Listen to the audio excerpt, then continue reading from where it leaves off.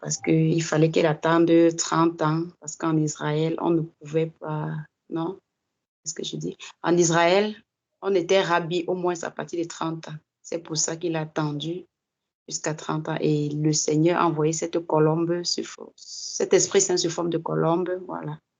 Il peut aller prendre ce pouvoir-là. Et du moment où il a reçu le Saint-Esprit, c'est-à-dire il a reçu tout le Saint-Esprit. C'est pourquoi à la fin, il a dit à ses disciples, il faudrait que je m'en aille et je vous enverrai le Saint-Esprit parce que s'il continue à rester, toute cette plénitude restera en lui et il ne pourra. Et ses disciples ne pourront pas accomplir ce qu'il leur avait enseigné. Il fallait donc qu'il s'éloigne pour pouvoir envoyer ce Saint-Esprit sur eux. Je m'arrête là. Justement, très bien. C'est vrai que tu étais très attendu la dernière fois, c'est super. Donc, on a dit la dernière fois, en fait, que c'est ça, en fait, que Jésus dit que si je pars, si je reste avec vous, ma mission ne sera pas complète. On se comprend. C'est vrai, si je reste avec vous, la mission ne sera pas complète, parce que mon but, en fait, je suis un homme, et je ne peux être partout à la fois. Et vu que pour que je puisse accomplir ma mission, il fallait que tout l'Esprit de Dieu puisse habiter en moi. Il fallait que toute la plénitude de l'Esprit puisse vivre en moi pour que je puisse accomplir ma mission. N'est-ce pas? Mais il voulait que, quand il est parti, vu que il voulait se multiplier, il voulait se multiplier en plusieurs personnes. Il voulait se multiplier en plusieurs personnes. Ça veut dire quoi? Lorsque on appelle Jésus, on dit Jésus-Christ. C'est vraiment que nous pasteur nous expliquer ça. Il dit lorsqu'on dit Jésus-Christ, l'homme s'appelait Jésus. Et le mot Christ veut dire que c'est la plénitude du Saint-Esprit qu'il a reçu en lui. Donc, en réalité, on appelait Jésus le Christ. Et que l'homme Jésus qui a reçu le Christ en lui, qui a reçu la plénitude du Christ. Ça veut dire quoi? Et qu'on peut t'appeler Lugrès le Christ. On peut t'appeler Loïc le Christ. On peut dire Lionel le Christ. Parce que c'est l'homme Lionel, il a reçu le Christ qui est le Saint-Esprit qui est en lui. Donc tu peux mettre ton prénom, tu dis, je m'appelle, comment on dit, voici ma soeur en Christ, n'est-ce pas? Voici mon frère en Christ. Voici Lionel le Christ. Voilà Loïc le Christ. Il a reçu le Christ en lui. Il peut manifester ce que Jésus le Christ avait fait. Parce que Jésus le Christ est monté, et il s'est multiplié, il a donné la puissance afin qu'on puisse être aussi les Christ comme lui. Amen. On s'en parle, n'est-ce pas? Oui.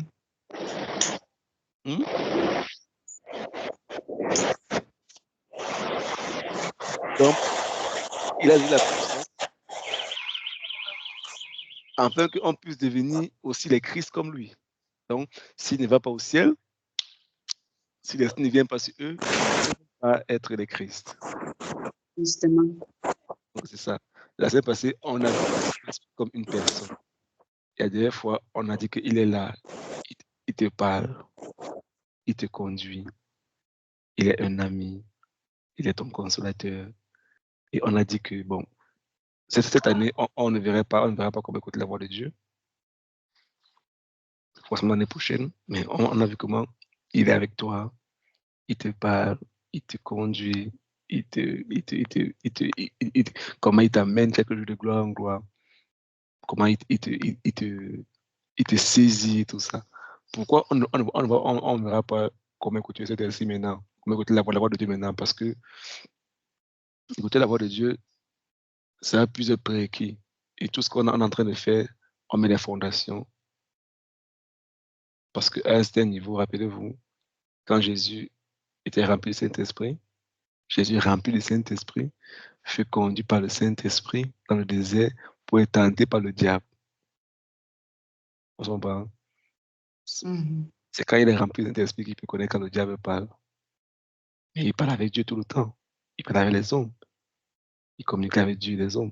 Il pouvait savoir aussi quand le diable ne pas lui parler aussi. Parce qu'il y avait déjà une base de la parole qui était en lui. On s'en parle. Mhm. Donc, la capacité d'écouter le Saint-Esprit est fondée sur quoi? Sur les Écritures. Par exemple, laquelle le Seigneur nous met à cœur de lire beaucoup la Bible ces temps-ci.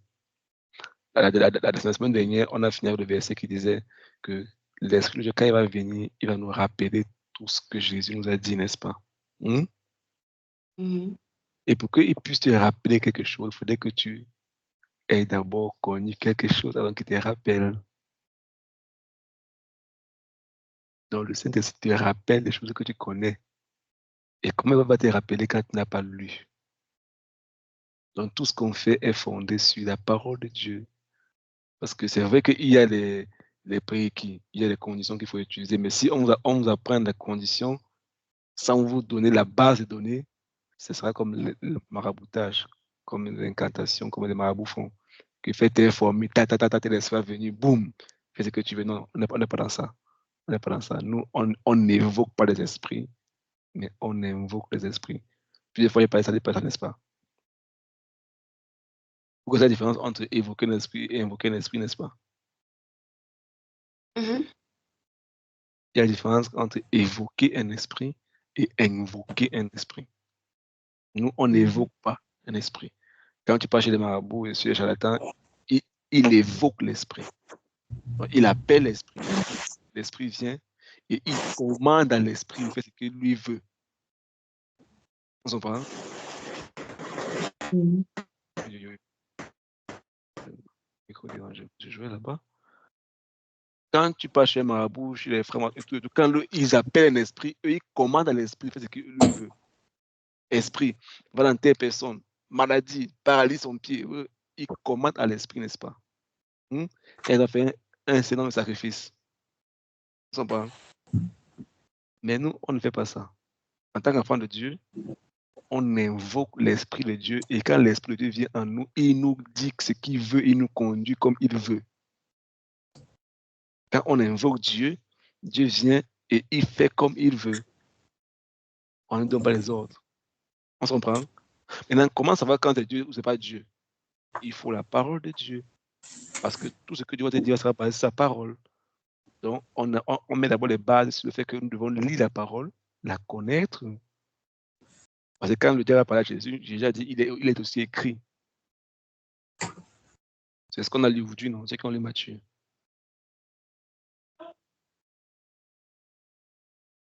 C'est ce qu'on avait dans Matthieu aujourd'hui, n'est-ce pas? Oui. Quand le diable dit, il est écrit, je dis qu'il est aussi écrit. Parce qu'il connaît la parole. Et on vient à la parole de Dieu. Donc, pour savoir quelle est la volonté de Dieu, sa parole est fondamentale. L'Esprit de Dieu va te rappeler ce que tu connais par les enseignements qu'on a maintenant. Quand tu lis la parole de Dieu, dans tes études personnelles, des moments de lecture individuels, tu verras à l'intérieur. Et de même, face à une situation, il va te rappeler. Aime ton prochain comme toi-même. Et puis, tu as 2 chaussures ou 3 chaussures. Ton voisin à côté n'a pas de chaussures. Tu le vois chaque jour, son chaussure est penchée comme ça. Tu vois toi-même, tu vois ton chaussure penchée. Tu as 3 de que tu n'utilises pas à la maison. Et un jour, tu marches et puis il te dit, aime ton prochain comme toi-même. Et puis, ces personnes montent dans ton cœur. Pourquoi pense à telle personne fortement foutues comme ça? Et puis, il te dit simplement, prends ta chaussure dans telle personne. Tiens, prends ce que tu as dans telle personne.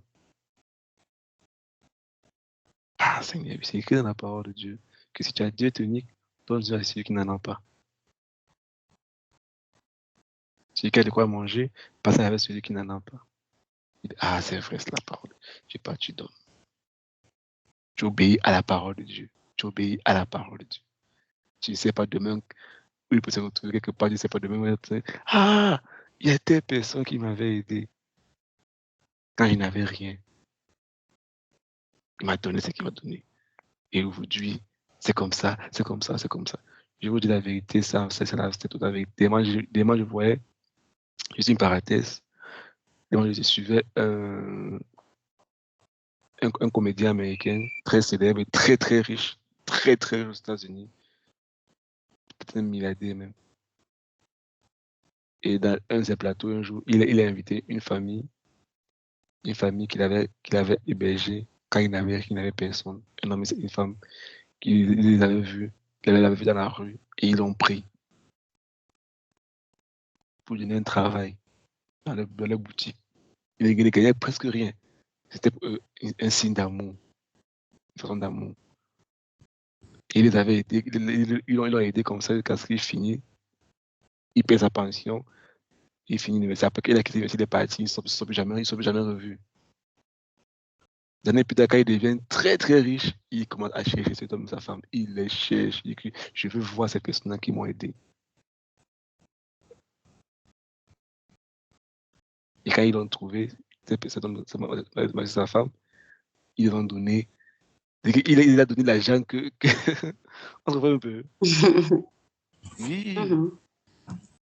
Il a fait toute une émission sur eux. Il dit, ouais, ces deux hommes, sans eux, ils ne savent pas où je suis aujourd'hui. Ils m'ont pris dans les communs. Ils ont fait ça, ils m'ont fait ça, ils m'ont fait ça, ils m'ont fait ça. Et eux, ils ont récolté ce qu'ils ont semé au centuple. Amen. Quand eux faisaient ça, ce n'est pas par amour. Par amour, c'était quelqu'un qui est en difficulté. Je peux vous dire que la parole de Dieu, c'est la vérité. Quand tu obéis à la parole de Dieu, tu ne vas jamais. David a dit, j'ai été jeune, j'ai vieilli, je n'ai jamais vu un juste abandonné, ni sa prospérité manger son pain. David dit, je n'ai jamais vu quelqu'un qui est juste manquer de quoi manger, ou encore sa descendance.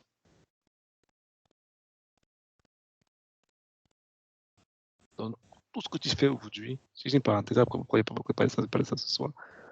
Tout ce que tu fais aujourd'hui, ça a des conséquences sur ta vie présente et les enfants après toi. Je suis souvent l'habitude de dire qu'il y a des endroits où moi je pars. Bon, quand j'étais encore au pays, j'allais quelque part. Ah, c'est l'office de telle personne. Ah, l'office de monsieur Toukam. Ah, viens. Et tout. Et puis on me reçoit bien. Et puis, t'as fini. Pourquoi? On ne le connaît pas, on connaît mon père. Tu comprends? Parce que Justement. peut-être mon père a fait du bien à telle personne. Quand il me voit, il me rend l'appareil que mon père a eu à le faire. Il ne redevient pas à moi, il ne me connaît pas, il s'en fout de moi.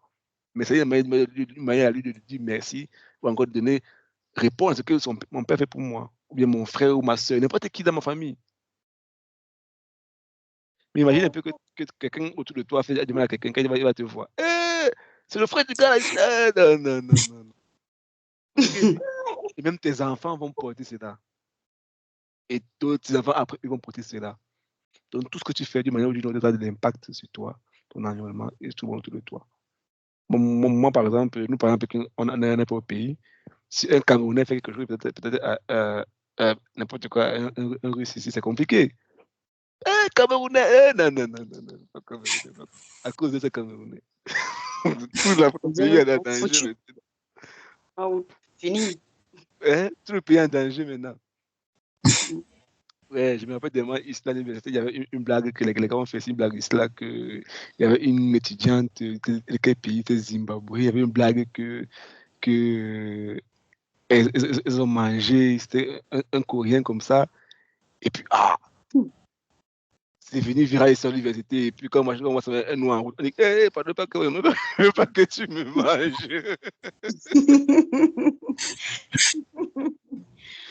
Donc, pour dire que tout ce que tu fais, ça a de l'impact, que tu le veux ou pas, autour de toi. C'est des gens qui te concernent, des gens qui sont autour de toi. Quand ils sont arrivés à l'université, ils se me disent, tu es Camerounais. Oui. Les Camerounais sont très intelligents, très intelligents. Ils sont les meilleurs étudiants ici, là. Il faut faire tout. Et puis, tu vois un peu, du coup, ceux qui étaient là avant toi ont ouvert un chemin et puis ça devient facile pour toi. Ça fait que du coup, non, tu es Camerounais. Non, les Camerounais travaillent très bien, ils sont très bons étudiants. Ça veut dire quoi? Que tout ce que tu fais, d'une manière ou d'une autre, ça a des conséquences sur d'autres personnes que tu ne sais pas. Donc, fais chaque jour le maximum possible que tu donnes le meilleur de toi pour que ton environnement est affecté d'une manière ou d'une autre. Ce n'est pas seulement ta vie. Les gens autour de toi sont affectés par ce que tu fais. La morale kantienne. D'accord. Donc, aujourd'hui, on va continuer avec le Saint-Esprit. C'est parce qu'on a vu que c'était une personne. Aujourd'hui, on va voir que il habite en toi et dans ton corps est son temple. Vous voyez que les coups, chaque jour, on met une brique sur une autre brique. On dit que le Saint-Esprit, tu es le temple du Saint-Esprit, ça veut dire quoi?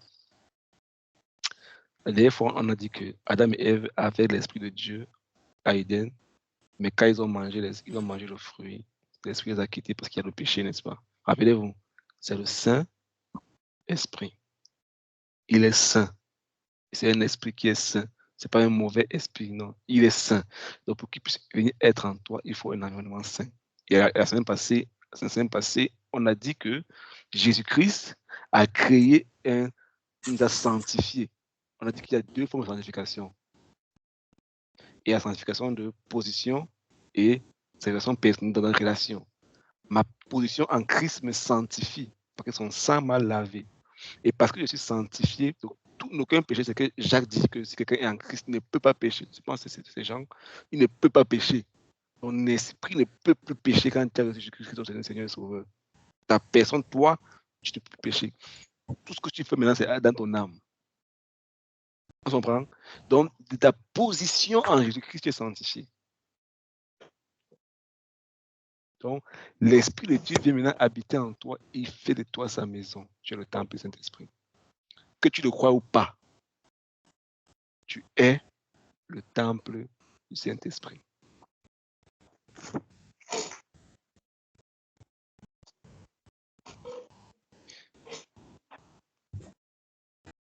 Que tu le veuilles ou pas, le jour où tu as accepté Jésus-Christ comme Seigneur et Sauveur,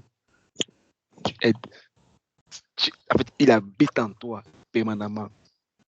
Rappelez-vous, tout esprit est illégal sur la terre, il faut un corps.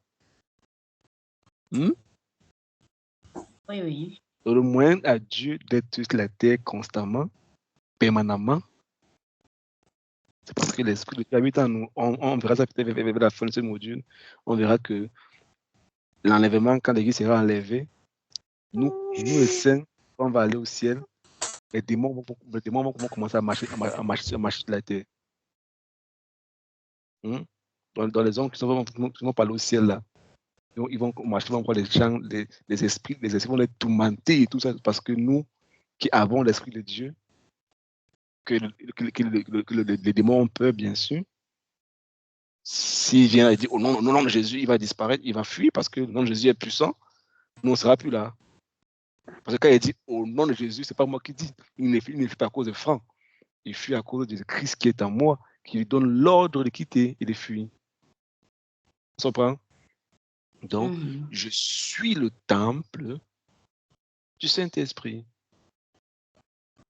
Je suis le temple du Saint-Esprit. Vraiment ensemble 1 Corinthiens 3, verset 16. 1 Corinthiens 3, verset 16. 1 Corinthians 3, verset 16. Bible. Non. 1 Corinthiens 3, verset 16.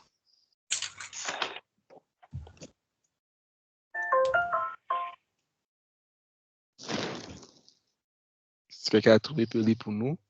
1 Corinthiens 3, verset 16. 1 Corinthiens 3, verset 16. Là, il est écrit, vous êtes le temple de Dieu et l'Esprit de Dieu habite en vous. Vous ne savez donc pas cela. Mais C'est ce que Paul dit, n'est-ce pas? Que tu es le temple de Dieu et l'Esprit de Dieu habite en toi. Tu ne sais pas ça? Eloïc.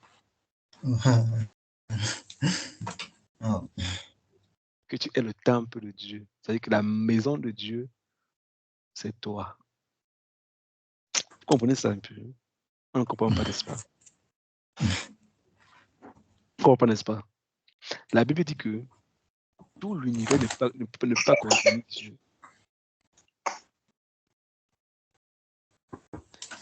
Avant, ça me faisait... La Bible dit que tout l'univers ne peut pas contenir Dieu parce que Dieu tient le monde entre ses mains.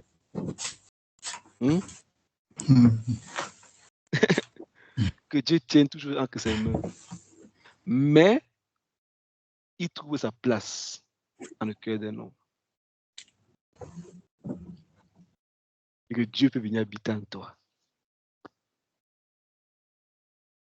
Il faut croire que Dieu vit en moi.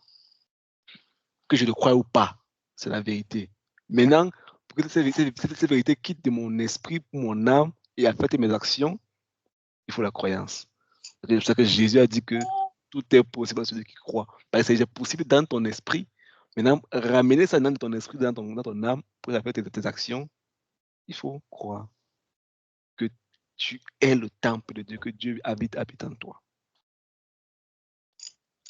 C'est nous les chrétiens qui ne croient pas ces choses-là. Oui.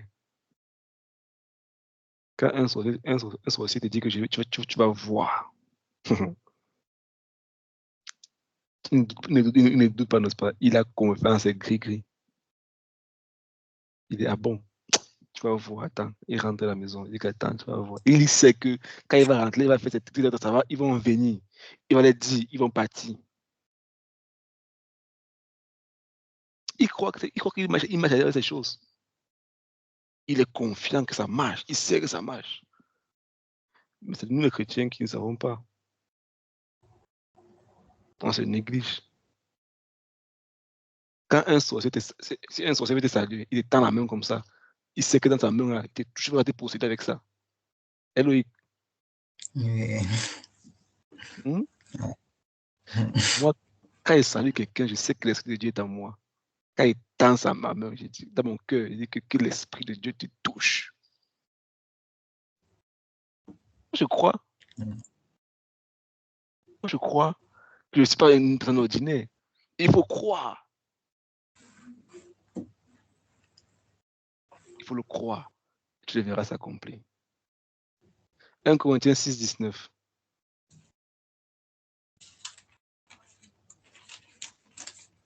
Parce que Dieu est en moi, Dieu dort en moi, il vit avec moi. S'il n'agit pas. Elle lui graisse. Elle joue, Loïc. Évidemment. Si Dieu est en toi, Évidemment. il se couche, il dort chaque jour. Non, Dieu veut agir. La création attend qu'il agisse. Il attend. Mais toi, tu es là, non, je ne peux pas, je ne connais pas, je ne suis pas. Non, non, non. Si Dieu est en moi, c'est moi si sa parole, ce n'est pas la vérité. Hein. Si c'est écrit qu'il est en moi, mais il fait quoi en moi? Soit il y a un problème, soit c'est moi qui donne pas accès à tout Dieu dans mon cœur, ou bien quelque chose qui ne marche pas. Voilà ensemble 1 Corinthiens 6, 19 à 20. Oui, je suis à la page. 1 Corinthiens 6, verset 19 à 20. Je lis. Ne savez-vous pas que votre corps est le temple du Saint-Esprit qui est en vous, que vous avez reçu de Dieu et que vous ne vous appartenez point à vous-même? Verset 20. Car vous avez été rachetés à un grand prix. Glorifiez donc Dieu dans votre corps et dans votre esprit qui appartient à Dieu. Amen. Amen. Dans ton corps est le temple, dont Dieu a besoin de ton corps. Dieu dit que chaque fois que tu fais quelque chose qui n'est pas bon, tu amènes Dieu dans ce qui n'est pas bon. Quand tu ouvres ta bouche pour calomnier, quand tu entres dans l'impudicité, tu es en train de... Dieu habite en toi. C'est que souvent il est triste. Ne parle pas comme ça. Souvent tu veux parler qui non, tais-toi. Pardonne. Pardon. Pardon. Laisse tomber. Donne à tes personnes. Non, il dit que donne. Il dit que donne. Attends. Est-ce que vous savez que tout ce que Dieu te demande de faire, que tu le fasses ou pas, ça ne change rien sur Dieu. Il restera toujours Dieu. Ça ne changera pas le fait qu'il soit Dieu. On s'en parle. C'est vrai ça, vous savez ça. Hein? C'est vrai. Même si tu fais, Dieu va rester, tu ne retires rien à sa puissance, seulement rien à sa puissance. Rien. Il reste Dieu. Maintenant, tout ce qu'il nous demande de faire, c'est pour qu'on ne soit pas faible devant le diable. Rappelez-vous. Parce que Dieu ne peut pas aller combattre le diable, non. Il ne peut pas aller dire à Satan, non. Le monde des esprits, le monde des hommes. Satan influence les hommes, Dieu influence les hommes. Donc Dieu te dit que pour que tu ne donnes pas accès à l'ennemi, ne fais pas ci, ne fais pas ça, ne fais pas ça, ne fais pas ça. Protège-toi de l'ennemi. 1. On s'en prend. Maintenant, de 2, s'il vient t'attaquer maintenant, voici ce que tu vas utiliser pour l'attaquer. Donc, tout ce que Dieu te demande de faire, c'est parce qu'il sait que quand tu n'as pas pardonné, c'est une porte que tu as ouverte et tu es vulnérable au diable.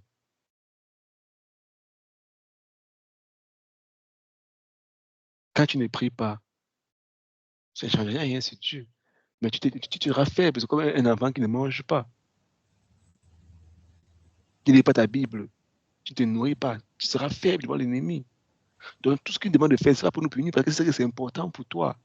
Et rappelez-vous ce qu'on a dit la semaine passée, que le Saint-Esprit ne vient pas pour nous augmenter les fardeaux, non. Il vient pour nous aider à accomplir notre destinée parce qu'il connaît le chemin, il connaît les voies de Dieu.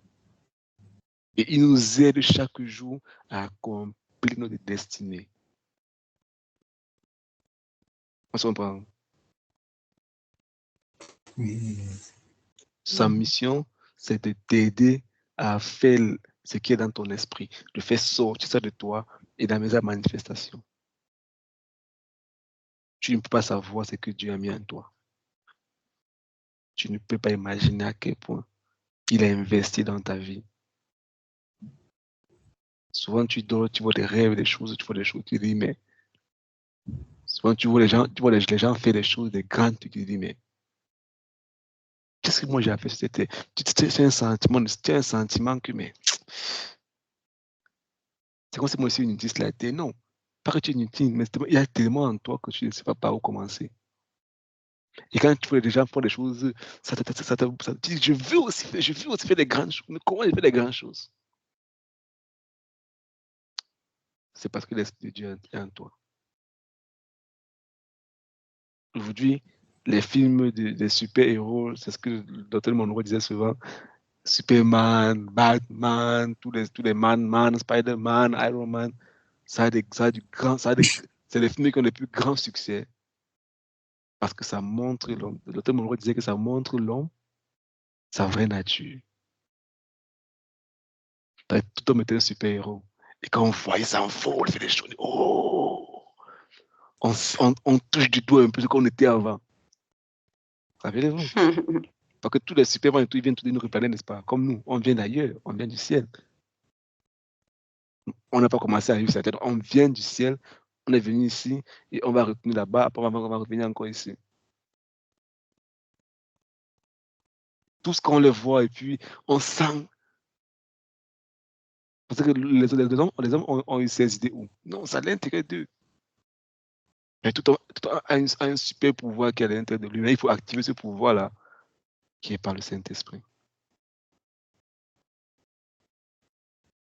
Qui est par le Saint-Esprit. On s'en va.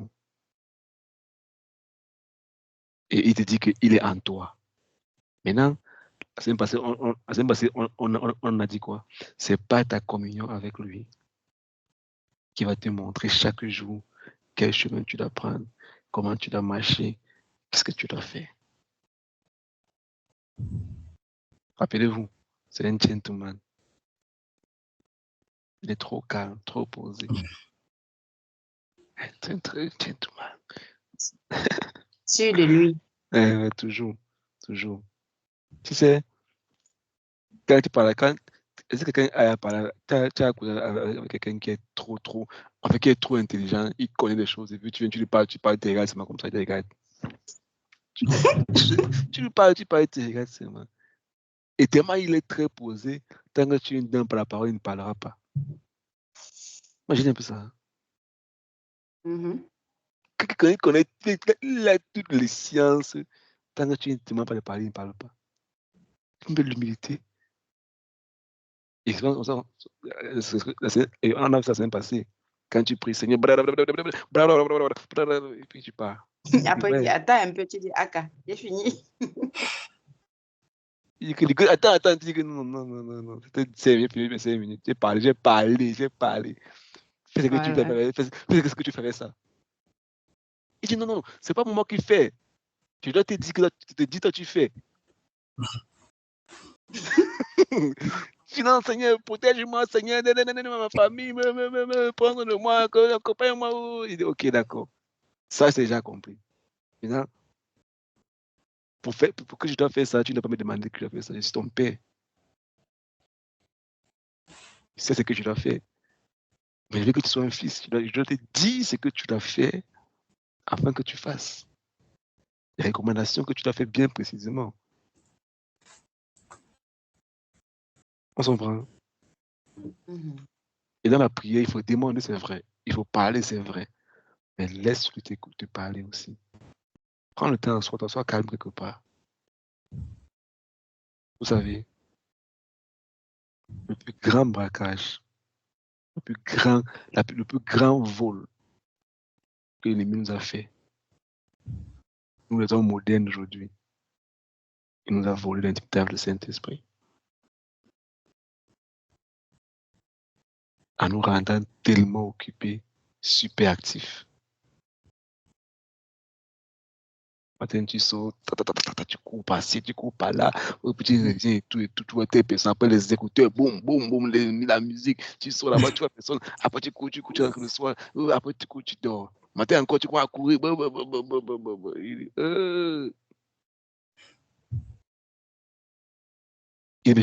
j'aurais ces gars quand tu es là, au travail, tu sors, tu n'as même pas un temps où tu dis, ah non, j'arrête tout. J'éteins mon téléphone, j'éteins mon ordinateur, je sors de ce monde et je m'en vais le chercher. Quel est le plan pour demain? Et le diable nous a volé ça. L'indicteur du Saint-Esprit.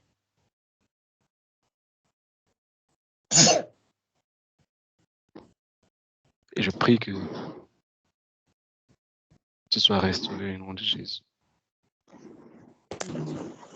Quand tu vas prier, je vous dis, faites cette expérience. Vous allez voir qu'il parle tellement, il est tellement proche de toi. Si c'est que par journée, tu pries 30 minutes, vas-y, fais 10 minutes, tais-toi 20 minutes. Et reste seulement là, reste seulement là, reste. À ce moment, reste seulement là, tu le verras.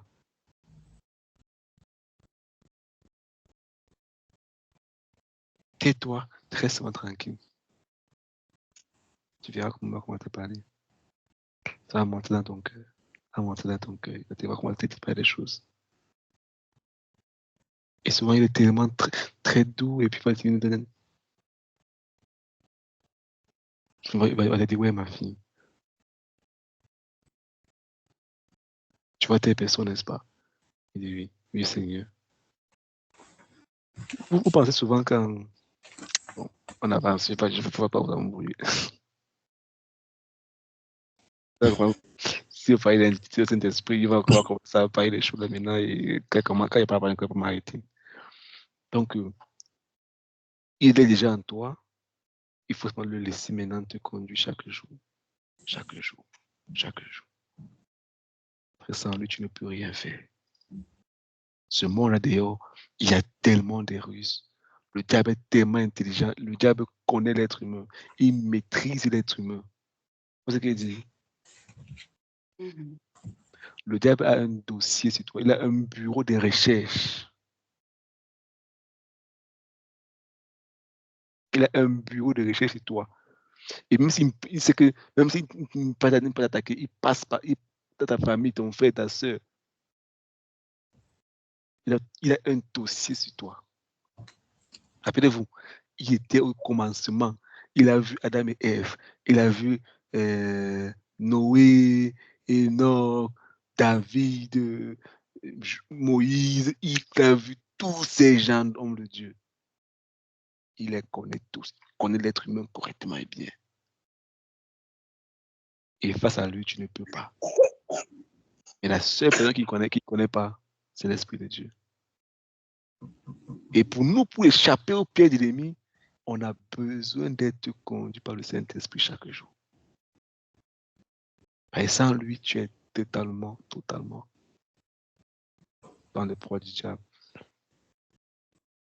Tu peux faire des mauvais choix. Tu prends de mauvaises directions. Donc, tu as besoin de lui. Tu as besoin de lui. Rappelez-vous, c'est une personne.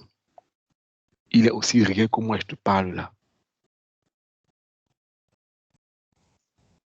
Il est même plus réel.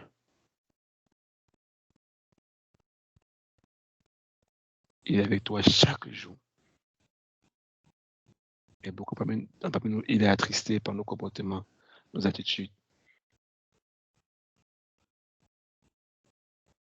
Et chaque jour, il faut développer ton intimité avec lui. Développer avec lui chaque jour. Rappelez-vous, moi, je vous ai dit, il t'a toujours parlé et il te parle toujours chaque jour. Mais c'est vrai que tu n'as pas reconnu sa voix. Moi, j'ai appris. Parce que quand il a commencé à parler, moi, au départ, je me disais que quand j'ai commencé à écouter la voix de Dieu, il a commencé à me parler des choses. Oh, tu vas te marier comme ça, ta femme c'est telle personne, tu vas aller dans tel pays, tu vas faire tel ministère, tu seras comme ça, tu seras mon fils, comme là mon cas Joseph. Rien. Il a commencé à me parler sur mon hygiène personnelle. Range tes habits, range ta chambre, et toi tes trucs, garde tes chaussures, organise-toi, fais comme ça, fais comme ça. Moi, il y a une église, c'est parce que c'est des choses que ma mère m'a toujours dit tout le temps, tout le temps, tout le temps, tout le temps, tout le temps. Et quand il est à l'université, enfin, je vis seul, qui ont comme déranger dans la chambre. Et je rentre, je le pantalon, je lance là-bas. Les choses sont balance là-bas. Très bien. Hein? Et puis, il me dit un jour, si c'est qu'on vit ici ensemble, tu peux quitter le ciel, quitter la gloire qui est au ciel, dans cette approche Jésus.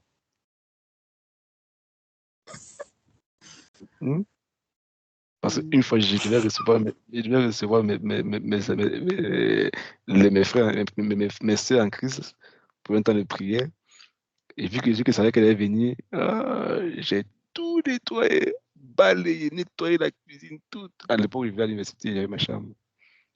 Arranger la cuisine, tout propre. Nettoyer la véranda, tout propre. Et quand tu finis comme ça, j'entends une voix qui me dit, mais pourquoi tu t'en autant de mal? Et il y a des gens qui arrivent et tout. Parce que les êtres humains viennent chez toi. Tu arranges, c'est propre. Chaque jour Tu tu ne lèves, nettoies pas. chaque jour tu lèves, tu pries ici dedans. Tu jeûnes. Moi, Tu loues, tu adores. C'est sale. Parce que les hommes viennent. Chaque jour tu m'invoques, Seigneur, viens, et c'est sale. là, ça Oui, si les hommes viennent chez toi, tu veux que ça soit propre. Là, tu n'es pas sérieux, toi. Il dit, donc, depuis ce temps, la voix que j'écoutais, c'était tout le temps qui me parlait, Seigneur. Je dis que bien sûr. Et dans les moindres détails, il a commencé à te prendre ton intimité avec toi. Souvent, tu marchais en route. Rappelez-vous, souvent, tu prends, il te dit, ne pas tes routes, prends tes routes. Tu t'entends dans ton cœur, prends notre route, tu suis notre route simplement. Peut-être tu ne sais pas ce qui t'a évité là-bas. Tu ne connais pas ce qui t'est arrivé là-bas. Et tu conduis seulement. Souvent, par sa grâce, tu verras les résultats, souvent tu ne les verras pas immédiatement.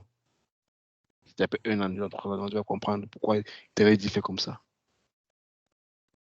Souvent, tu es quelque part, on parle de tais-toi. Puis tu t'intéresses tranquille. Puis on te dit que, oh, tel endroit, on avait parlé, tel n'a pas parlé. Tu dis, je voulais parler, j'avais des choses à dire. Il t'a dit, tais-toi, tu es tranquille, c'est moi.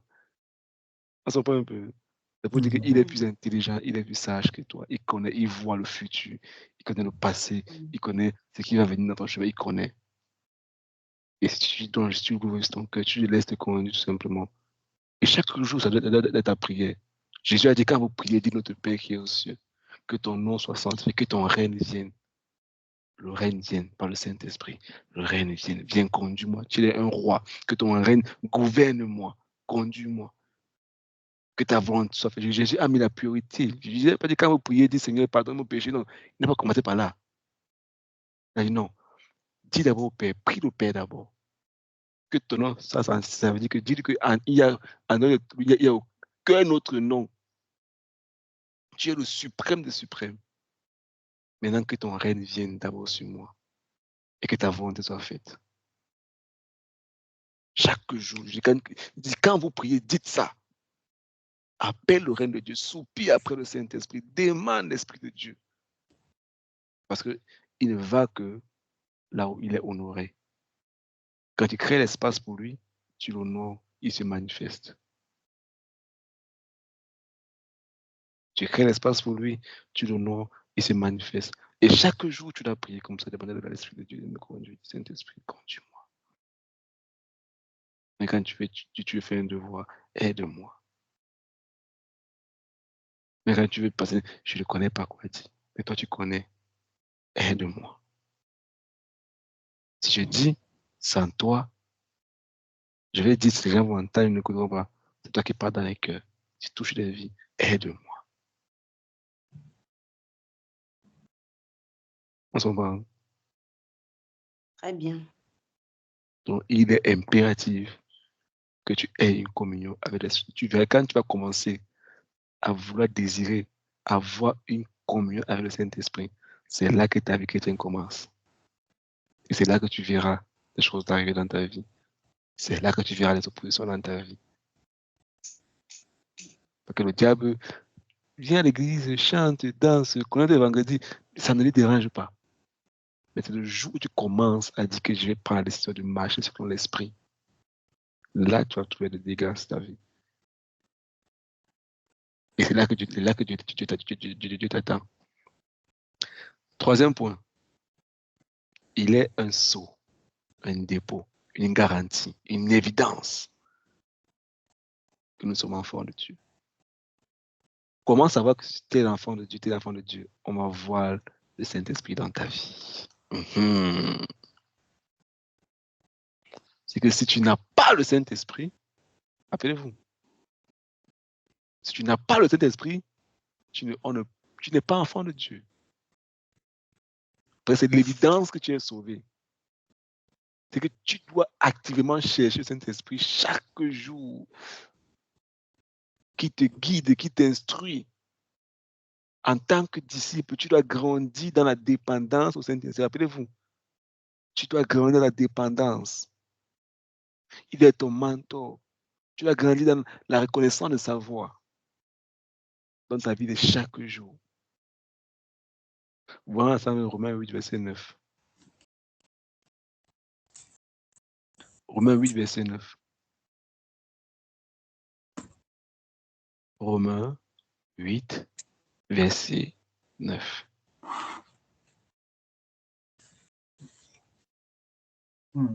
Romains 8, verset 9. Là, il est écrit, « Or, vous ne suivez plus ses désirs. Vous suivez l'Esprit de Dieu parce qu'il habite en vous. Si quelqu'un n'a pas l'Esprit du Christ, il n'appartient pas au Christ. » Amen. C'est clair, n'est-ce pas? Oui. Si quelqu'un n'a pas l'Esprit de Christ, il ne l'appartient pas. C'est impératif, c'est clair, c'est propre, c'est pas discuté. Si tu n'as pas l'Esprit de Dieu, tu n'appartiens pas à Dieu. Voilà Romains 14, verset 16. Romains 14, 16. Romains 14, verset 16. Que votre privilège ne soit pas un sujet de calomnie. Amen. C'est ça, Romains 14, 16? Chez moi. Non, Romains 8, verset 14 à 16, désolé. Romains 8, 14 à 16.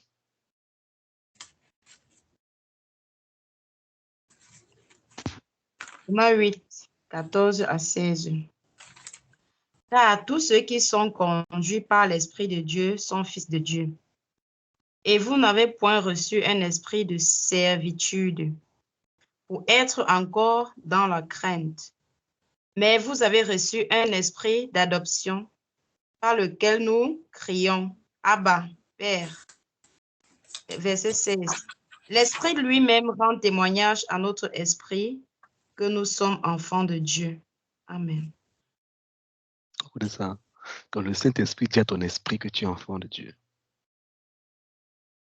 Donc, il dit que tu n'as pas reçu un esprit de peur.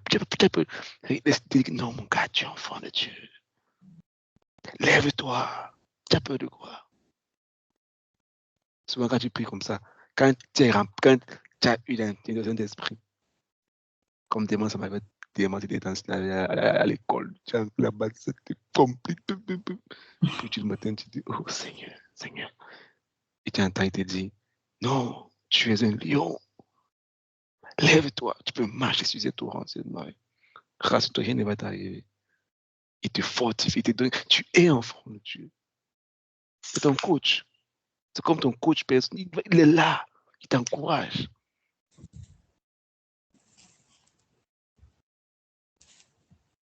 Dieu ne laisse pas tomber ses enfants. Il dit, lève-toi, ne sois pas abattu. Et puis, tu lèves la tête, tu dis que c'est vrai, c'est vrai. Oui, il est là. Il rend témoignage que tu es enfant de Dieu. Et il dit, tous ceux qui sont conduits par l'Esprit de Dieu sont appelés fils de Dieu. Vous avez vu, n'est-ce pas?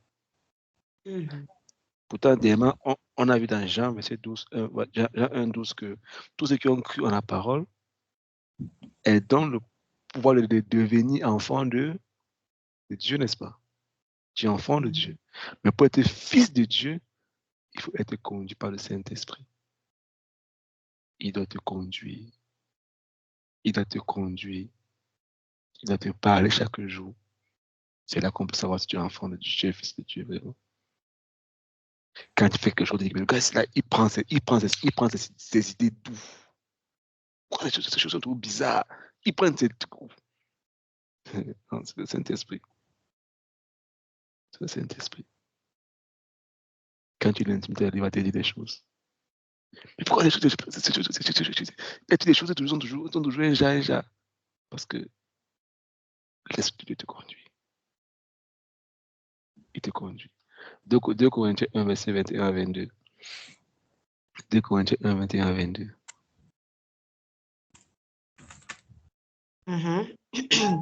2 Corinthiens 1, verset 21 à 22.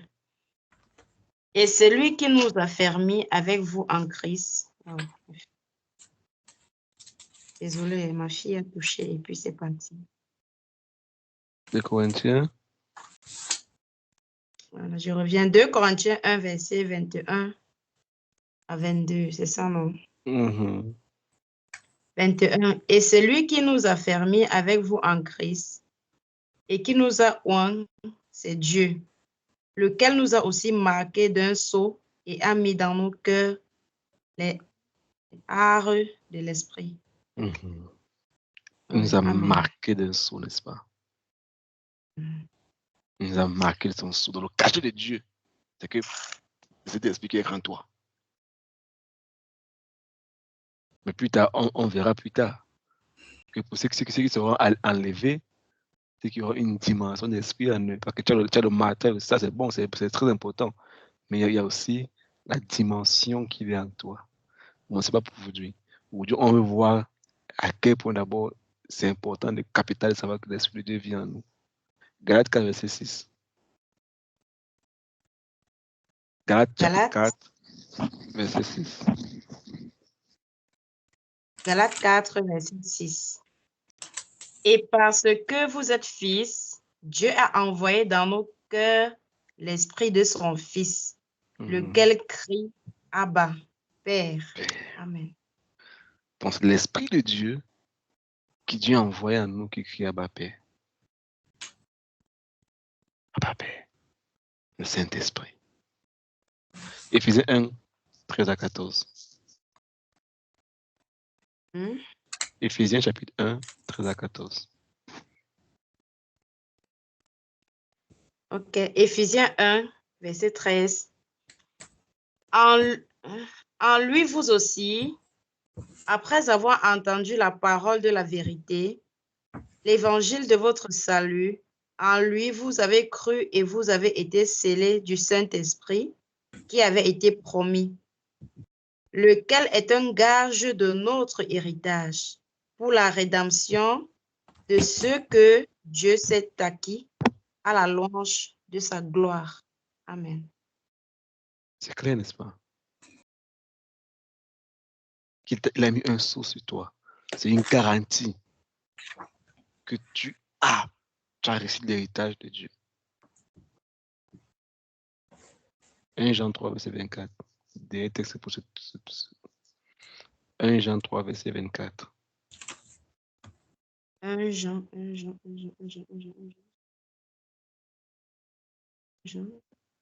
Jean combien, s'il vous plaît? 3, 24.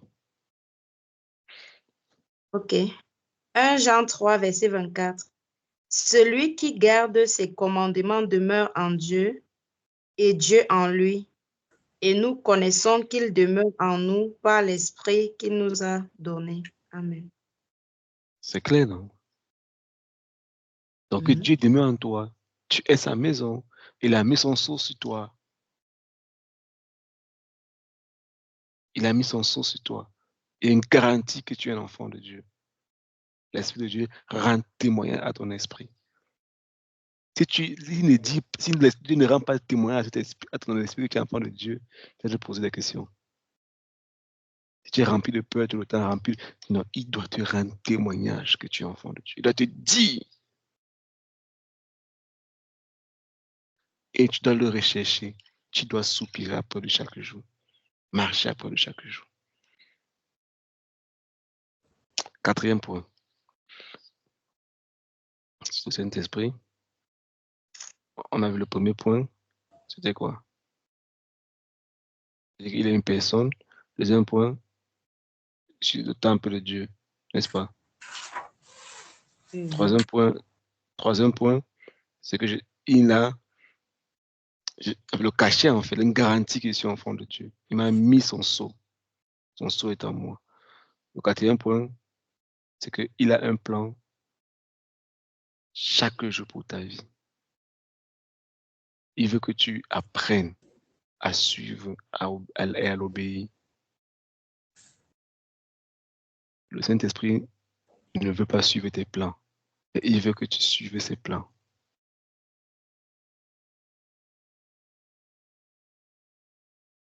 On s'entend? Oui. Il ne veut pas suivre mes plans, mais il veut que je puisse suivre ses plans à lui pour moi. Parce qu'il a un plan chaque jour pour moi. Voilà ensemble Psaume 139, verset 16.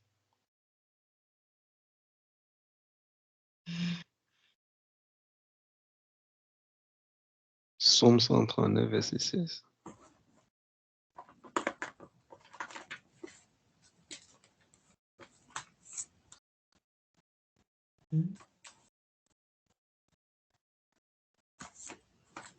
Psaume 139, verset 16. Quand je n'étais qu'une masse informe, tes yeux me voyaient, et sur ton livre étaient tout inscrits les jours qui m'étaient destinés avant qu'aucun d'eux n'existât. Bon, amen. Quelqu'un a compris le verset là? Je ne comprends pas. Loïc, lis un peu ta version, s'il te plaît. Psaume 139, verset 16. J'étais à peine formé, tu me voyais déjà. Déjà, tu avais écrit dans ton livre le nombre de jours que tu allais me donner, et pourtant, aucun n'avait encore commencé. Vous comprenez ça?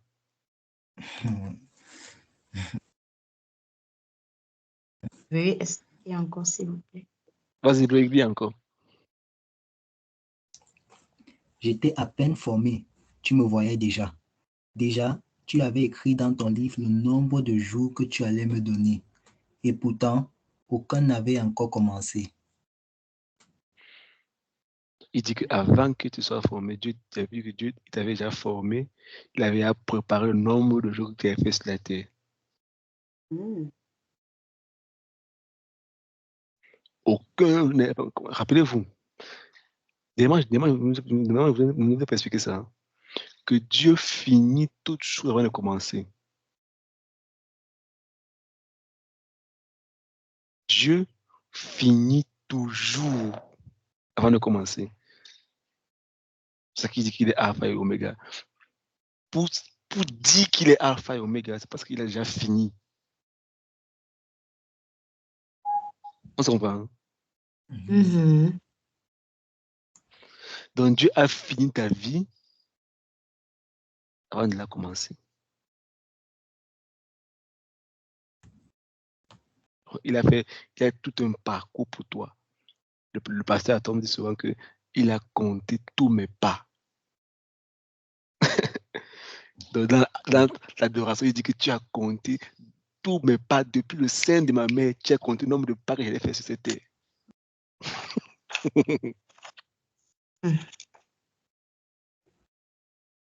Donc, c'est pour dire que ma vie t'appartient totalement. Je veux vivre dans ton plan parfait pour moi.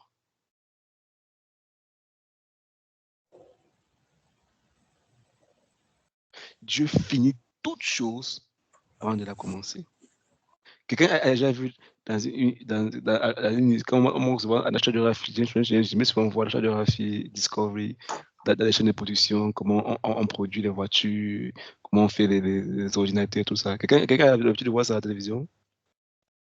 Non, pas vraiment. Je n'ai pas encore vu.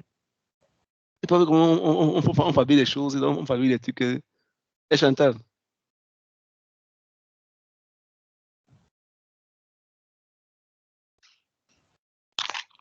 Vous n'avez jamais vu? Oui. Comment les chaînes de production, comment on fabrique les trucs, bon, je ne sais pas. Il a déjà vu à la télé. Dans la fabrication, qu'est-ce qu'on met sur le produit en dernière position?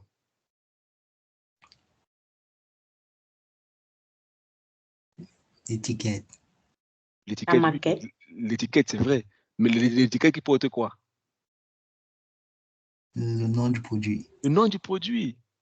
C'est quand on a fini la fabrication, on a tout fini, on a testé. C'est-à-dire que si par exemple, je faisais peut-être les biscuits ou des bonbons, je ne sais pas quoi. On va faire au laboratoire, prendre les tests, on va goûter, vérifier que tout est OK, tout est bon, c'est bon. Maintenant, quand c'est bon, OK, voilà, c'est un bon produit. OK, ça peut être tous les tests, OK, c'est bon. Maintenant, voilà. Maintenant, on emballe, on en sache. Maintenant, on met le nom à la fin. On s'en va, hein? Le fabricant met le nom dans des positions. C'est quand il est sur son produit. Comme par exemple, iPhone, par exemple. Ils vont faire tout à l'intérieur, l'écran, la caméra, ils ont tous les tests, tout, quand c'est bon, ça correspond à nos critères. Ça peut porter le nom maintenant iPhone. On s'en parle. C'est quand le produit à l'intérieur correspond à la dimension de ce que le concepteur ont qui met la marque à la fin. Quand c'est pas bon, non, c'est pas encore bon. On renvoie ça. Ça pas notre standard. Ça sort dehors, notre réputation est en danger. Le fabricant met toujours nous en dernière position. Toujours en dernière position. C'est quand il a testé le produit, il est sûr que c'est bon. Il met le nom à la fin. On s'en prend. Et Dieu a compté, il a fini, il a pensé à ta vie. Et mon vous encore dit souvent que je suis le choix parfait et réfléchi de l'Éternel. Donc quand Dieu s'est assis, il a réfléchi. Il a fait un choix. Il envoie tel sur la terre. Ce n'est pas une erreur sur la terre, jamais. Il a préparé un plan pour moi, tout établi. Il a fini mon plan. Bon, maintenant, on envoie le X sur la terre. Maintenant, on envoie le Y sur la terre. C'est que tu es chargé des choses. Il y a des choses en toi que tu sais. Tu sens ça en toi. Parce qu'il a fini ça, il a mis en toi avant d'envoyer sur la terre.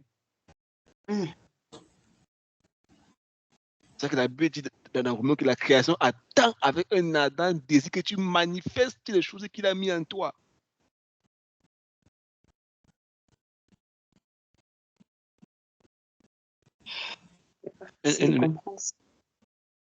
Pardon? Je dis, c'est pas facile d'accomplir cette mission. Hein. Parce que tu peux finir sur la terre sans jamais vivre son chemin. Tu dis que tout ça, c'est un lot. C'est la raison pour laquelle le docteur Miles Monroe disait toujours que l'endroit le plus riche de la terre, ce n'est pas le Congo, il y a l'or, il y a des diamants, ce n'est pas le pétrole. Il dit non. Il dit un jour, il est en train de méditer, il passait près d'un cimetière et puis Dieu lui a posé une question. Tu connais l'endroit le plus riche de la terre? Il croyait que il devait dire à Dieu, non, c'est les mines d'or, les mines de diamants. Dieu ne dit jamais de la vie. C'est le cimetière que tu as à côté de toi. Comment ça? Il dit que oui. Dans ce cimetière que tu vois là, il y a des rêves qui n'ont jamais été réalisés, des livres qui n'ont jamais été écrits, des idées qui n'ont jamais été exploitées, des chants qui n'ont jamais été chantés, Jésus. des inventions qui n'ont jamais vu le jour. C'est resté dans la tête des hommes. Ils sont morts avec ça en eux. Il dit, comment ça, Seigneur? Il dit que oui. Et puis il dit, Dieu me dit, qu'est-ce que Jésus a dit à la croix? Quel était son dernier mot? Tout est accompli. J'ai tout fait. J'ai tout. C'est fini. Il n'y a plus rien. Il n'y a plus rien d'autre à faire. C'est fini. J'ai tout laissé. J'ai tout donné. Il dit, comment, Seigneur? Il dit, qu'est-ce que Paul a dit à la fin quand il partait? Il dit, j'ai achevé. J'ai combattu le bon combat. J'ai achevé ma course. C'est fini pour moi. J'ai tout sorti de moi. J'ai tout laissé sortir. J'ai tout donné. Je suis vide maintenant. Je peux partir en paix. Il dit, maintenant, la couronne de gloire m'est réservée. Et la semaine passée, on sait que pourquoi les gens ont peur de mourir? Parce qu'ils savent qu'ils n'ont pas accompli tout. Ton esprit te dit que je veux donner encore. Il y a tellement qu'il faut sortir encore. C'est ça que les gens ont peur de la mort. Un homme qui n'a pas peur de la mort, c'est qu'il a tout donné. C'est qu'il ne retient rien. Et il sait où il part. Il faut se comprendre. Et le somme dit quoi? Que avant que je ne t'ai même pas encore compté, tu avais déjà compté mes jours. Mais voici le problème. Je ne connais pas le nombre de jours. Je ne connais pas le nombre de jours. C'est seul l'Esprit de Dieu qui est là. Il connaît. Et il veut que chaque jour, tu lui demandes la grâce de marcher dans ce plan. Chaque jour, tu demandes la grâce de suivre le plan qui connaît le nombre de tes jours. Tu n'as pas toute l'éternité. C'est ça le problème. Tu vivras dans l'éternité, mais tu n'as pas toute l'éternité pour faire ton plan, pour finir ta mission sur la terre.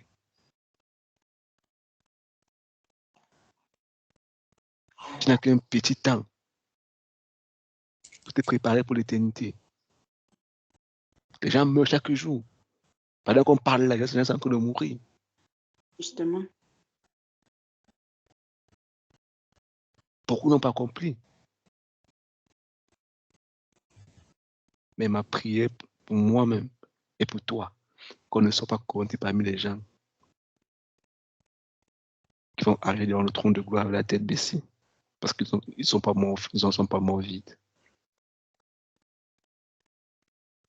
Ils ont retenu des choses en eux. Ils ont retenu.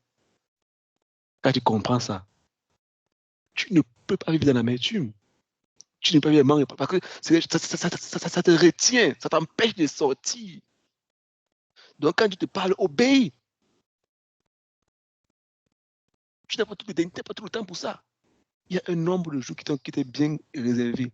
C'est bien calculé. Si tu as perdu le temps, il dit que je t'accorde la grâce de racheter le temps. Tu peux racheter le temps.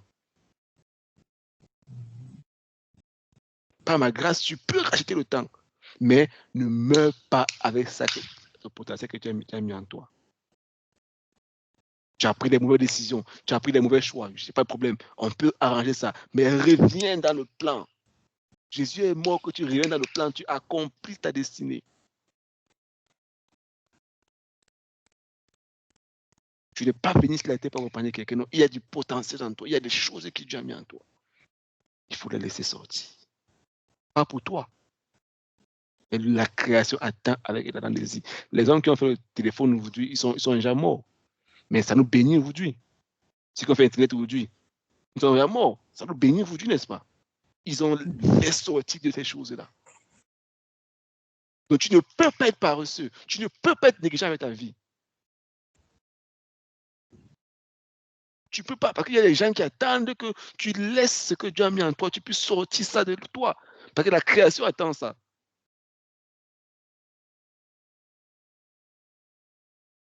Ne pense pas que tu es n'importe qui. Non, tu as des choses que tu as en toi. Dieu a mis des choses en toi. Et rappelle-toi, n'oublie jamais qu'il n'y aura jamais quelqu'un sur la terre qui sera comme toi. Tu es l'unique et la seule personne, tu es le seul Loïc, la seule Grèce qui aura jamais vécu cette terre, la seule Chantal. Amen. Il n'y aura pas deux personnes qui sont sur cette terre. Le docteur Monroe me souvent dit, bon, désolé par là, c'est un de mes pères spirituels, c'est un homme que j'aime tellement beaucoup, j'aime tellement. Il dit souvent que tu es un champion. Pourquoi? Parce que parmi les 6, il dit quoi? Parmi les 6 millions de spermatozoïdes que ton père a relâchés pendant la soirée avec ta mère, c'est un seul qui a remporté la course. C'était toi. C'est que il y avait 6 millions de compétiteurs. Il y avait 6 millions de concurrents. C'est amusant, n'est-ce pas? Bien évidemment. Mais c'est toi qui as remporté la course. C'est que tu étais un champion, tu étais un champion dès le départ. Tu as gagné une course pour fertiliser l'ovule. Et c'est toi que Dieu a choisi. C'est toi qui l'as préparé. Donc tu n'es pas n'importe qui. Quand tu comprends ça, tu sais aussi que sans lui, tu ne peux rien. T'abandonnes. Aide-moi, Seigneur. C'est que quand tu pries chaque jour, tu te mets à genoux et puis tu pleures à Dieu. Ne fais plus les prières, Seigneur, protège-moi, garde-moi. Non, il sait qu'il est là de le faire. Parce qu'il a une destinée là pour ta vie. Garde-moi, protège-moi. Oui, c'est les choses basiques. C'est important, c'est vrai. Rends-lui grâce pour ça, c'est bon. Mais quand tu entres dans la mission pour ta vie, tu ne pries plus pour la protection. Ça veut dire quoi? Si ma société aujourd'hui m'envoie en mission, il prend soin de moi. Il prévoit tout. C'est pas ça. Hein? Si vous le travail aujourd'hui m'envoie en mission, qu'est-ce qu'ils vont faire? Ils vont payer mon billet d'avion, ils vont payer mon transport, payer mon logement, ma nourriture. Ils vont prendre parce que je suis en mission, je suis sous le couvert. Et toi, tu es en mission sur la terre. Il t'a envoyé en mission parce qu'il a mis des choses en toi. Quand on m'envoie en mission, il dit, mais Franck, va dans tel pays, va dans tel endroit, ou dans tel endroit, il y a telle chose à faire. On dit, un cahier de charges bien précis. Une mission accomplie là-bas. Et il donne la provision pour la mission. On comprend? Et sans provision, il ne peut pas accomplir la mission.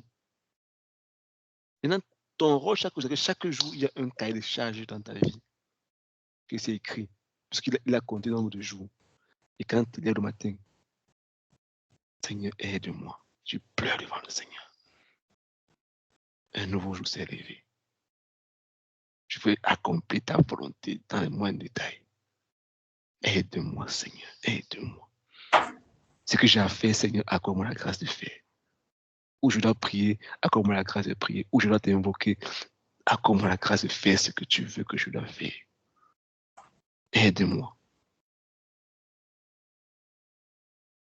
Aide-moi, Seigneur, avec un cœur sincère. Tu verras que tu peux comme ça une fois, une semaine, 2 semaines, un mois. Tu vas commencer à voir des choses. Ta vie ne sera plus jamais pareille.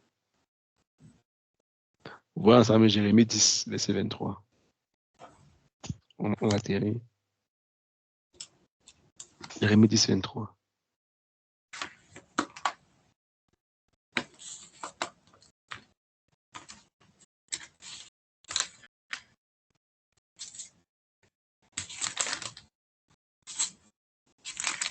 Jérémie 10, verset 23. Jérémie 10, verset 23. Là, il est écrit, Seigneur, je le sais, les humains ne sont pas maîtres de leur vie. Celui qui marche n'est pas capable d'assurer ses pas. Amen. C'est clair, n'est-ce pas? Ouais. Tu n'es pas capable, parce que tu sais que jusqu'ici, tu as fait beaucoup d'erreurs. Jusqu'ici, tes choix n'ont amené que des problèmes. Jusqu'ici, tes choix n'ont amené que des calvaires, des maladies, des maux de tête, des réflexions inutiles. Pourtant, il avait prévu ça, il a un plan pour toi. Un plan pour toi. Tu veux savoir quel genre de plan il a préparé pour toi? Dans Jérémie 29, verset 11. C'est ce que Dieu lui-même dit. Jérémie 29, verset 11.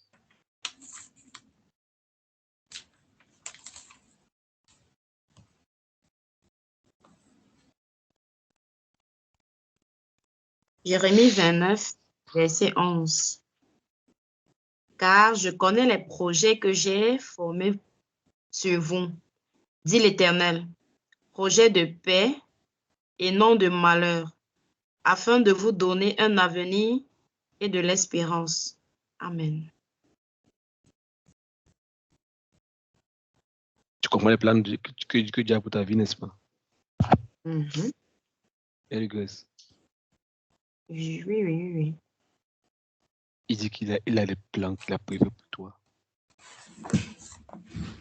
Te donner un avenir et de l'espérance, projet de bonheur. Pourquoi Dieu peut dire ça? Pourquoi? Parce que voyons dans Jérémie 1, verset 5.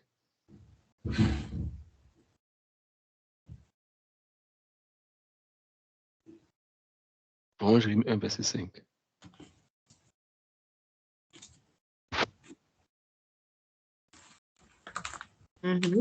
Jérémie 1, verset 5. Avant que je t'eusse formé dans le ventre de ta mère, je te connaissais. Et avant que tu fusses sorti de son sein, je t'avais consacré, je t'avais établi prophète des nations. Amen. Comprenez ça? Avant même que tu ne puisses être formé dans le ventre de ta mère, j'avais déjà préparé comme la vie dans Somme. Il avait fini tout. Il avait déjà établi. Rappelez-vous, Dieu finit toujours avant de commencer. Je t'avais déjà préparé. Il y avait une mission bien précise pour toi. Et là, Jérémie, à quel âge? On dit que là, apparemment, il est dans les 5 ans. Il est un tout petit bébé. C'est pas 5 ans. On dit dans les 5 mois comme ça, un tout petit bébé. Il dit, avant que tu ne sois même dans le ventre de ta mère, moi, Dieu t'avais connu. Elle est Grèce. Oui. Donc ta mère et ton père et ta mère n'étaient qu'une porte pour que le plan de Dieu s'accomplisse sur la terre. Il dit qu'avant qu'ils se rencontrent même, je t'avais déjà préparé toi. Et tu n'es pas une erreur, tu n'es pas une... Non. Moi, Dieu, je t'avais préparé. Amen. Je t'ai déjà établi, j'ai une destinée, une vision pour toi que tu l'as compris. Amen. Tu n'es pas arrivé par hasard comme ça qu'ils sortent du tout. Non. J'ai préparé. Il y a des femmes qui pleurent pour les enfants. Je veux l'enfant. Tu dis qu'avant que tu ne viennes t'aider, je t'avais déjà préparé.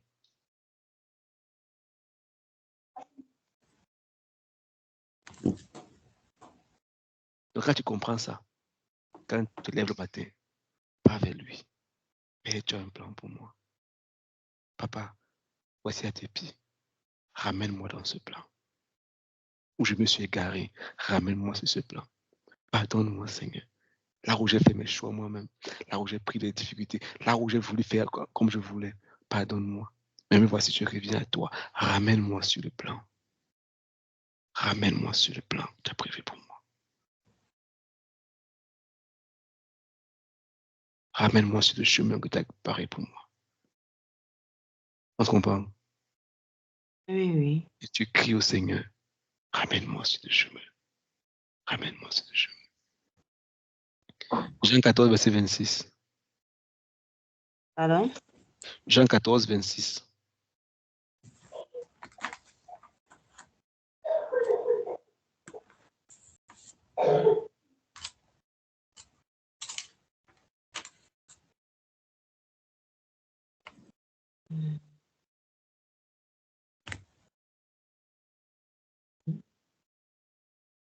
Je vois 1 Jean, 2 Jean, 3 Jean. Je ne sais pas où je me comprends. Jean 14. Jean 14. Jean. Voilà. Matthieu, Marc, Luc, Jean. Jean 14, verset 26.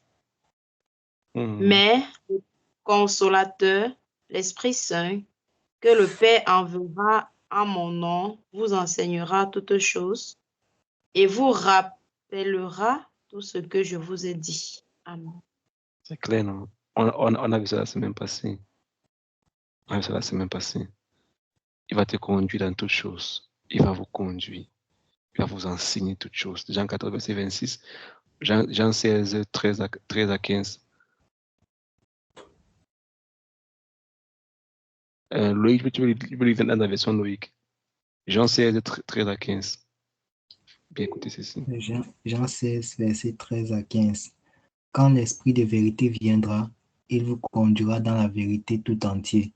En effet, il ne dira pas des choses qui viennent de lui, mais il dira tout ce qu'il entendra et il vous annoncera ce qui doit arriver. L'Esprit de vérité montrera ma gloire parce qu'il recevra ce qui est à moi et il vous l'annoncera. Tout ce qui est à mon Père est aussi à moi. C'est pourquoi je vous ai dit, l'Esprit de vérité recevra ce qui est à moi et il vous l'annoncera. Amen. Vous comprenez ça, n'est-ce pas? Mhm. Il connaît l'Esprit de Dieu là. Il va vous montrer. Il va vous conduire. Donc, tu comprends à quel point tu as besoin du Saint-Esprit, n'est-ce pas? Vous comprenez ça? Hein? Tu vois à quel point ton intimité avec lui est capitale, n'est-ce pas? Tu ne peux rien faire sans lui. Il connaît tout. Jésus dit qu'il va vous enseigner, il va vous conduire dans la vérité. Donc l'Esprit de Dieu est important. Il est la plus importante, la personne la plus importante. Et tu ne peux pas glorifier Jésus sans lui. Tu ne peux pas. Sans le magnifique, sans le glorieux Saint-Esprit. 1 Corinthiens 2, 9 à 14.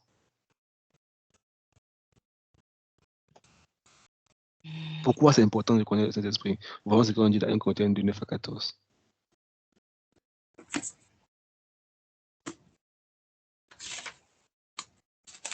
Je lis bien le 1 Corinthiens 2, 9 à 14, vas-y. 1 Corinthiens 2, verset 9.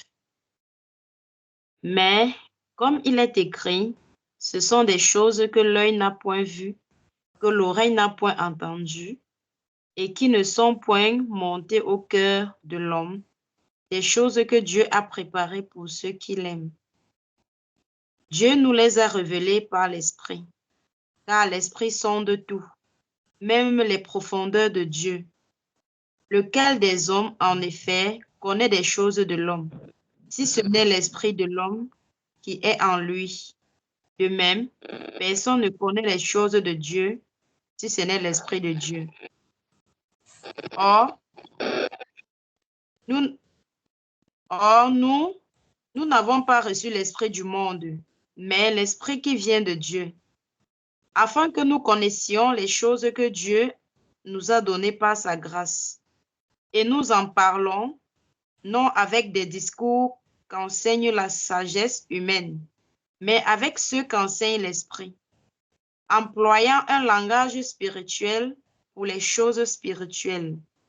Mais l'homme animal ne reçoit pas les choses de l'Esprit de Dieu, car elles sont une folie pour lui. Et il ne peut les connaître parce que c'est spirituellement qu'on en juge. Amen. C'est clair, n'est-ce pas? Ce qu'on veut ressortir, c'est que l'Esprit de Dieu connaît le cœur de Dieu, il connaît le cœur de l'homme. Il te connaît, il connaît Dieu. Il est le lien entre toi et Dieu.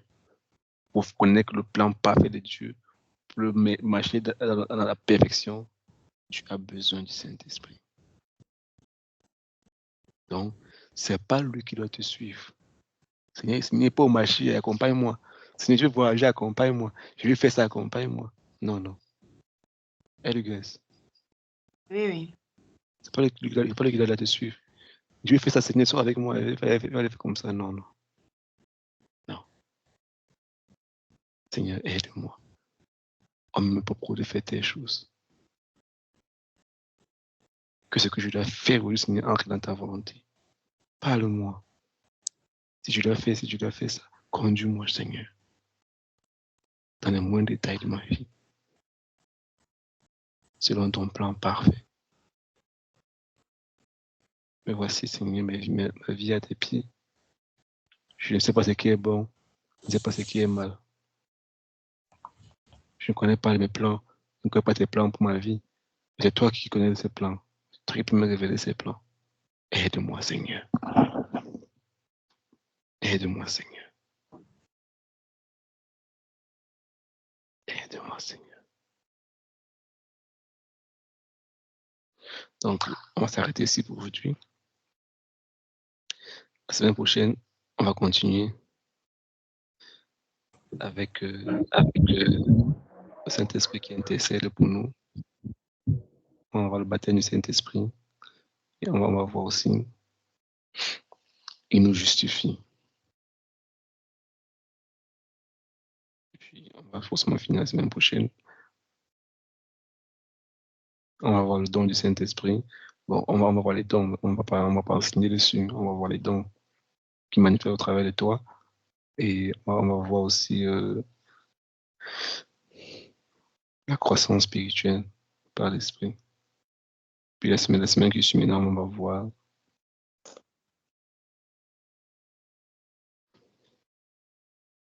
comment se livrer totalement à l'Esprit de Dieu. Se livrer totalement au Saint-Esprit. Et vous, on est sur les fondements.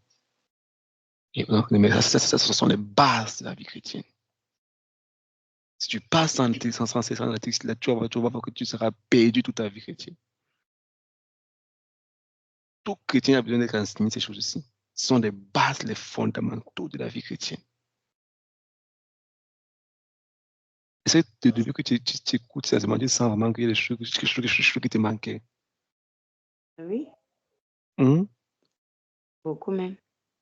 Ce sont les fondamentaux, les piliers de la vie chrétienne. Beaucoup ont entré dans la foi chrétienne et puis ils ont commencé à faire des choses sans que ça soit. Rappelez-vous, on a dit que on t'assoit, on te tient la main, on te montre le chemin que tu as pour toi. C'est pas pour toi. C'est que tu prennes ce qu'on te donne là, tu consommes ça, tu mets ça en pratique et que tu peux dire à quelqu'un d'autre, viens, je vais t'enseigner, je vais te montrer ce chemin. On se comprend.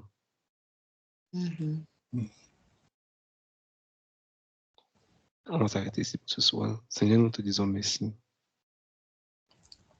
pour encore ton enseignement, la parole que tu as encore lâchée ce soir. Nous sommes tellement reconnaissants, Seigneur. Ça fait des années, Seigneur, que nous nous retrouvons chaque fois pour des moments comme cela. Et en aucun jour, qu'on s'est rassemblés en ton nom, tu as toujours envoyé la parole. Chaque jour, tu envoies la parole. Chaque jour. Tu es toujours au milieu de nous et tu augmentes ta parole chaque jour. Nous sommes tellement reconnaissants pour ce privilège, pour la qualité de la parole que tu envoies chaque jour, qui touche nos cœurs, qui transperce nos âmes. Accorde-nous la grâce de pas seulement avec des écouteurs. Non, mais que ce que tu mets, cette sémence, puisse produire des fruits dans nos vies. Père, nous voici à tes pieds. Esprit de Dieu, tu connais toutes choses. Tu maîtrises toutes choses. En dépit de nos entêtements, tu nous as toujours parlé et tu continueras toujours à parler.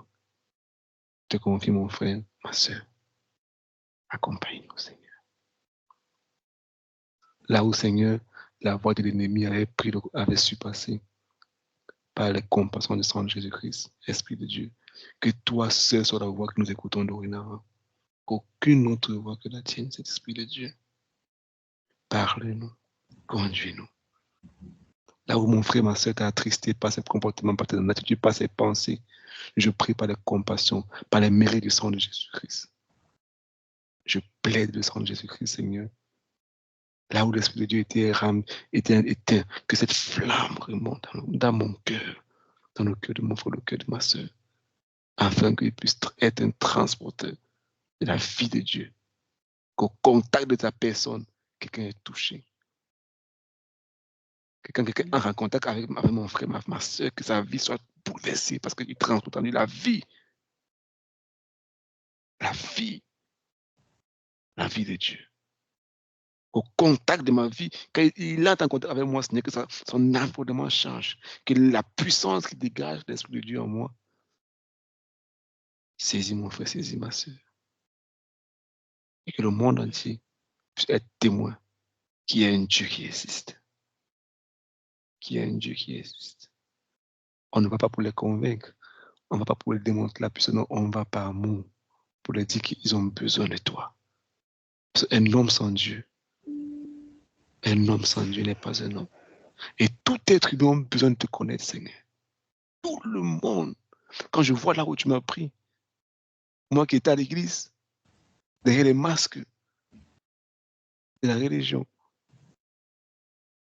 quand je vois ceux qui sont dehors, qui ne sont même pas dans l'église, je dis, mais comment quelqu'un peut vivre sans Jésus? Comment quelqu'un peut vivre sans le Saint-Esprit? Non, Seigneur. Fais de moi, Seigneur, un agent, quelqu'un qui ira dire à ce monde qu'ils ont besoin de Jésus. C'est la seule solution, c'est le seul remède au problème de ce monde. On veut fixer les choses, mais sans Jésus, ça ne marchera jamais. Aide-nous, Seigneur, à entrer dans ce plan parfait, afin d'accomplir nos destinées en toi. Avant qu'on ne vienne dans ce monde, tu avais préparé, tu avais prévu ce soir. Et encore les autres soirées qui vont venir. Accorde-nous la grâce de marcher dans ton plan parfait et dans l'exactitude de ton plan. Seigneur Jésus, tu as dit que croyez en moi. Tu as dit que votre cœur ne trouble point. Tu as dit que dans la maison de mon Père, il y a tellement de demeures et tu t'en vas nous préparer une place. Tu as dit, Seigneur, que quiconque croit en toi ne sera jamais confondu. Nous ne croyons pas à une église. Nous ne croyons pas à un mouvement spirituel. Nous croyons en toi, Jésus. Notre foi est basée en toi, Jésus-Christ de Nazareth. Depuis le jour où on t'a fait signer de nos vies, nous ne croyons pas à un homme, pas à une science, mais c'est en toi, Jésus-Christ de Nazareth, que nous avons mis notre confiance. Seigneur, voici nos vies à tes pieds. Moi, mon frère et ma soeur, nous voici dans tes pieds, Seigneur. Nous te supplions. Accorde-nous la grâce de marcher dans ton plan parfait pour nos vies. Accorde-nous la grâce d'être des instruments utiles entre tes mains. Seigneur Jésus, nous te supplions, par ton esprit, accorde-nous la grâce d'être des instruments utiles entre tes mains. Nous te supplions, Jésus, c'est à toi seul que nous sommes venus. Il n'y a point d'autre nom. Il n'y en a point. Fais de nous, Seigneur, ce que tu veux et accorde-nous la grâce de marcher dans ton plan parfait. Car nous savons que quand on quitte cette terre, on va te rencontrer face à face et on aura des comptes à te rendre. Oui. On aura des comptes à te rendre. Je te supplie pour ma vie, pour la vie de mon frère, ma soeur. Accorde-nous la grâce, Seigneur, de ne pas toujours avoir des excuses. Non, nous voulons des résultats. Un esprit de force, de discipline, de diligence, de courage, d'intelligence saisit mon frère, ma soeur ce soir. Afin qu'on ait dans cette course de la destinée de remporter le prix. Et de courir selon les règles. Seigneur Jésus-Christ, c'est un ton magnifique, glorieux, puissant nom que nous avons ainsi prié. Là où mon frère, ma soeur a perdu du temps, il a eu un retard, j'ai opéré ta grâce de rencontre afin qu'il puisse rattraper ce retard. Il a encore la grâce de racheter le temps perdu. S'il y a encore la vie de souffle encore, c'est que ce n'est pas encore fini.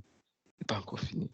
Je prie, Seigneur, que ta grâce, que Seigneur, les années que les sauterelles, comme tu as dit à Israël, que les années que les sauterelles ont volé, les années que les sauterelles ont demandé, que tu nous renvoies ces années-là, que les sauterelles ont dévoré.